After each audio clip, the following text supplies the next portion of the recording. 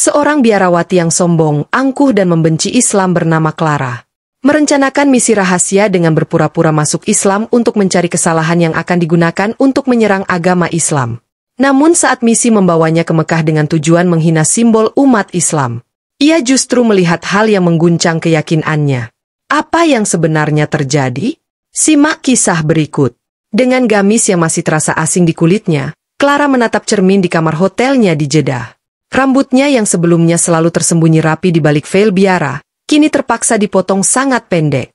Sebuah kerudung sutra berwarna krem tergeletak di atas tempat tidur, menunggu untuk menutupi kepalanya.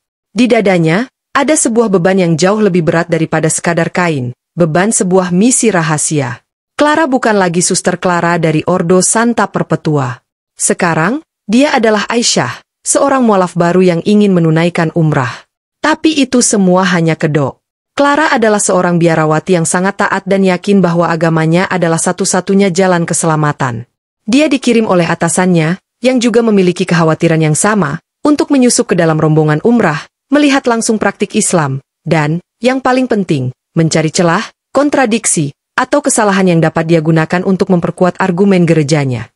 "Tolong lindungi aku, Bapak," bisiknya, membuat tanda salib dengan cepat, perasaan bersalah menyelimutinya. "Aku melakukan ini untuk membuka mata mereka yang tersesat." Penerbangannya penuh dengan kecemasan. Setiap kali mendengar adzan, dia mengucapkan doa Bapa Kami dalam hati untuk mengusir pengaruh jahat. Namun, dia tidak bisa menutup mata dari sikap orang-orang di sekitarnya. Ada cahaya kedamaian di mata mereka, sebuah antusiasme yang tulus, bukan paksaan. Seorang wanita tua duduk di sebelahnya, dengan tangan yang bergetar namun penuh keyakinan, mengajarinya mengucapkan syahadat dengan pelan. "Asyhadu an la ilaha illallah." Clara mengulanginya dengan kaku, lidahnya terasa seperti terbelah. Kata-kata itu terasa seperti pengkhianatan. Sesampainya di tanah suci, keraguan kecil mulai menghantam tembok keyakinannya.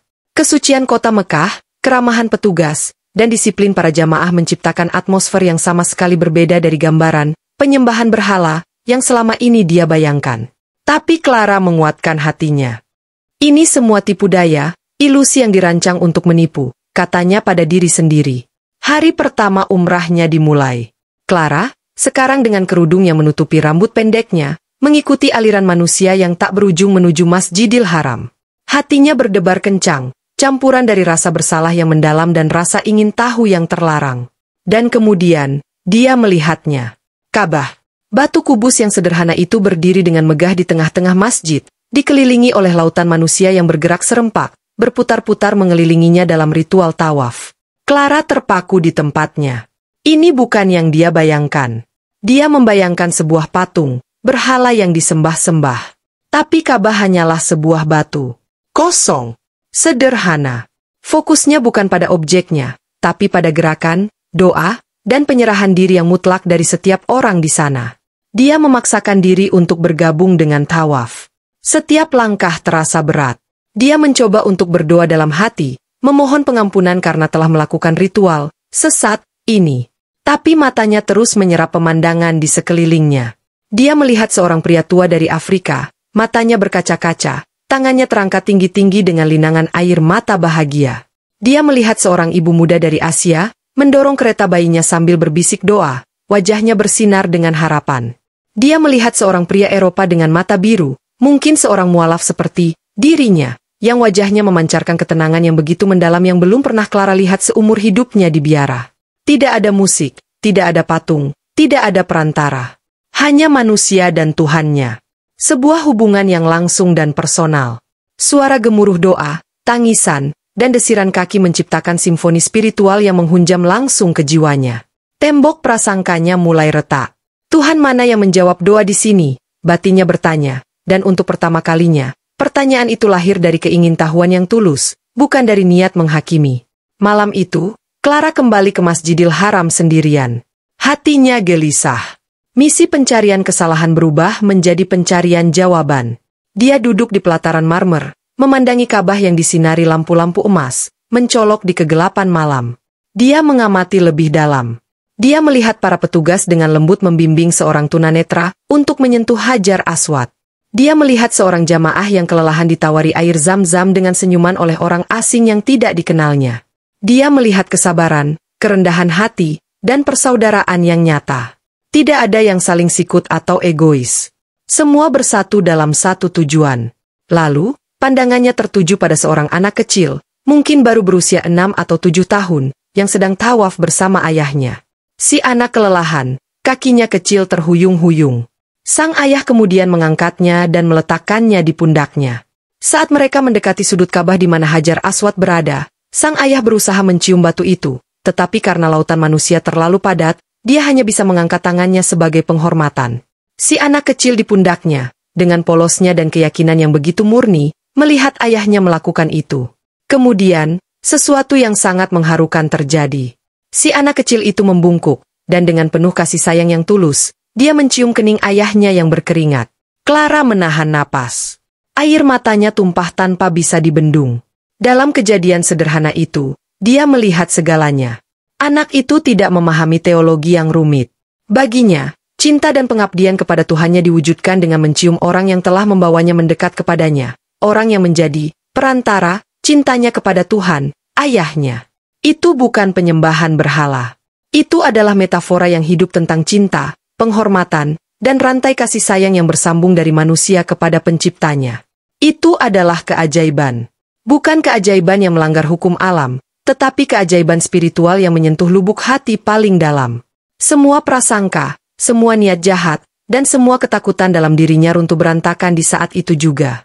Dia menangis terseduh-seduh, tidak peduli lagi dengan sekelilingnya. Tangisan yang melepaskan semua beban kebohongan dan kepura-puraan. Dia menyadari bahwa yang dia cari selama ini bukanlah kesalahan, tetapi kebenaran. Dan kebenaran itu telah menatapnya langsung di wajah dengan polosnya seorang anak. Clara tidak langsung berdiri dan mengumumkan keislamannya. Dia menghabiskan sisa malam itu dalam keadaan hancur dan terbuka. Dia duduk di sana, menyaksikan fajar menyingsing di atas Ka'bah, menyinari wajah-wajah yang penuh pengharapan. Hatinya yang dulu dipenuhi kepalsuan, kini terasa lapang dan damai, siap untuk diisi oleh cahaya kebenaran. Dia kembali ke kamar hotelnya, tubuhnya lelah tetapi jiwanya lebih jernih dari sebelumnya. Dia mengambil Al-Quran terjemahan yang dipelajari untuk tujuan menyerang, tetapi kini dibuka dengan niat yang sama sekali berbeda. Matanya jatuh pada surah Al-Baqarah ayat 186, dan apabila hamba-hambaku bertanya kepadamu, Muhammad, tentang aku, maka sesungguhnya aku dekat. Aku kabulkan permohonan orang yang berdoa, apabila dia berdoa kepadaku. Kalimat itu menghunjam seperti petir. Aku dekat. Itu adalah kalimat yang selama ini dia rindukan. Ketenangan yang dia lihat di wajah-wajah jamaah, keajaiban yang dia saksikan antara ayah dan anak, semua berasal dari keyakinan akan kedekatan itu. Bukan Tuhan yang jauh dan perlu dimediasi oleh biarawati atau pastor, tetapi Tuhan yang maha dekat, yang mendengar setiap bisikan hati. Dia berlutut di samping tempat tidurnya, tetapi kali ini, bukan untuk berdoa kepada Yesus atau Bapa. Dia menundukkan kepala ke atas permadani, sebuah gerakan yang tulus datang dari jiwanya yang paling dalam.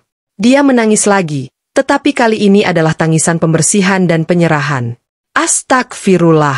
Aku mohon ampun, bisiknya, kata-kata itu keluar dengan sendirinya, diiringi isak tangis kelegaan. Aku telah buta. Aku telah sombong. Keesokan harinya, dia pergi menemui pemandu umrahnya, seorang pria baik bernama Ustadz Farid. Dengan wajah masih basah oleh air mata, Clara menceritakan semuanya. Misi aslinya, kedoknya, keraguannya, dan pencerahan yang dia alami di depan Ka'bah. Ustadz Farid mendengarkan dengan sabar, matanya berkaca-kaca mendengar kisahnya.